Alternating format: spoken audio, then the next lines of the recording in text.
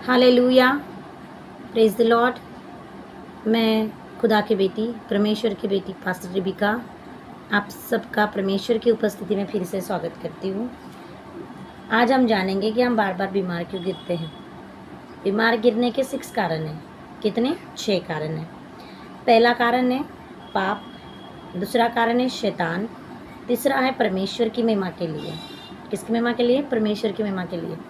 चौथा है अनुचित रीति से प्रभु भोज लेना, और पांचवा है श्राप, आज्ञा ना मानना, और 6 है आत्मिक उन्नति के लिए। छठा आत्मिक उन्नति के लिए। आप देखो कि पहला जो कारण है पाप का, है ना। पाप के वजह से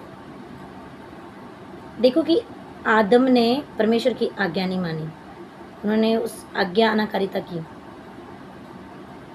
तो जब पहले समय में जब आदम परमेश्वर के साथ अदन की वाटिका में रहता था, कहाँ पे रहते थे? अदन की वाटिका में। तो पहले मनुष्य 900 साल तक जीते थे। फिर जब उन्होंने अनाज्ञाकारिता की तो उम्र घटाकर, उनकी आयु घटाकर 120 वर्ष कर दी गई इंसान की। अब आप देख ही रहे हो 120 वर्ष भी कोई जीता नहीं है ना, और भी घट चुकी है। हालेलुया। तो ये पाप था। अगर हम परमेश्वर की आज्ञा नहीं मानते तो ये भी हमारे लिए एक पाप है ना। और जब तक हमारे पाप क्षमा नहीं होते तब तक हमारी बीमारी ख़त्म नहीं होती। हालेलुया। अगर आप देखेंगे प्रभु यीशु मसीह ने भूत से बीमारियों को ठीक किया, बीमारों को, है ना। तो प्रभु ने किसी से कहा कि जाओ तुम्हारे पाप क्षमा हुए।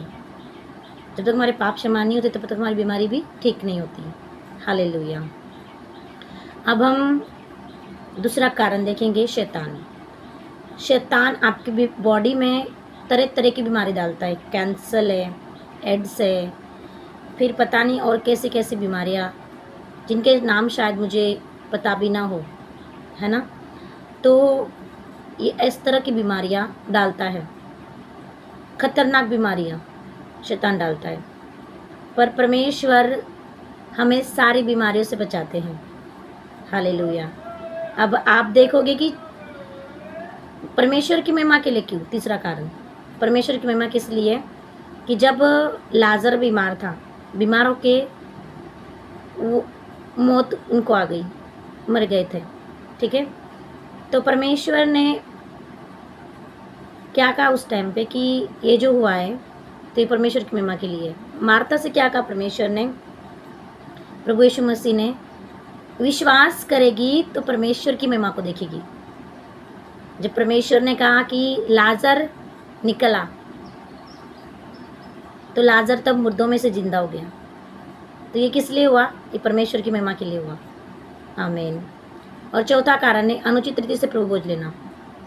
आप देखते हो कि प्रभु भोज जब हम अनुचित रीति से लेते हैं ना, जब तक हम अपने किए हुए पापों की क्षमा ना मांगे प्रभु से, और हम प्रभु भोज ऐसे ही ले लेते हैं, तो कितने लोग अपनी बॉडी में निर्बल हो जाते हैं, बीमार हो जाते हैं, है ना।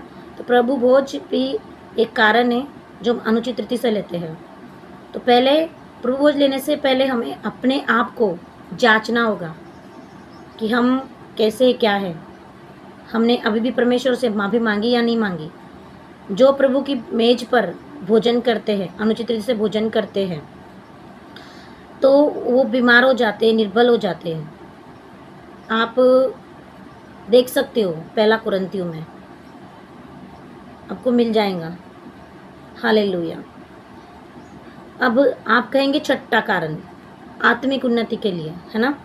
अब आत्मिक उन्नति के लिए कारण ऐसे कि जब आप प्रभु की ओर बढ़ना चाहते हो तो शैतान आपको रोकता है, शैतान आपको बीमारी में डाल देता है ताकि ये परमेश्वर की तरफ बढ़ ना पाए, हम लोग परमेश्वर की ओर ना बढ़ सके। क्योंकि अगर हम परमेश्वर की ओर बढ़ेंगे तो परमेश्वर हमें आशीषित करेंगे और हम अपनी आशीषों को पा जाएंगे। तो वो कभी कभी प्रार्थना के वक्त ही आपकी आत्मिक उन्नति जब हो रही होती ना, तभी आपकी बॉडी में पेन होगा, आपके हार्ट में पेन होना स्टार्ट हो जाएगा। फिर वो ये सब चीज़ें ना आपके माइंड में डालता है कि देख तेरा परमेश्वर तेरे लिए क्या कर रहा है, कि देख तेरा परमेश्वर तेरे लिए क्या कर रहा है। फिर हम सोचने लगते थे कि हमने इतना कुछ किया, हमने इतने घंटों प्रार्थनाएं की, हमने इतने घंटों बाइबल पढ़ी, हमने सुसमाचार भी सुनाया, तो भी हम ठीक नहीं होते। है ना। तो आत्मिक उन्नति आपकी ना होने पाए, इसलिए भी आप बीमार होते हो। ठीक है, तो मेरे प्रिय भाई बहनों, आज हमने बीमारियों के बारे में जाना। ठीक है, 6 बीमारियाँ, 6 कारण है बीमारी गिरने की। तो अब हमें जांचना होगा कि हम क्या कर रहे हैं अपने लाइफ में, कैसे कर रहे हैं, क्या हमारे अंदर भी इस तरह की चीज़ें है या नहीं है। तो अगर हमारे अंदर ऐसी कोई कमी है तो हमें उस कमी को ख़त्म करना है। और कमी को तो देखो हम नहीं ख़त्म कर सकते, हमारा परमेश्वर कर सकता है, जो सबसे महान है, जो दयालु है। अगर हम परमेश्वर से कहेंगे कि पिता, मेरे अंदर बहुत कमियां है, पर आप मेरी कमियों को दूर करें।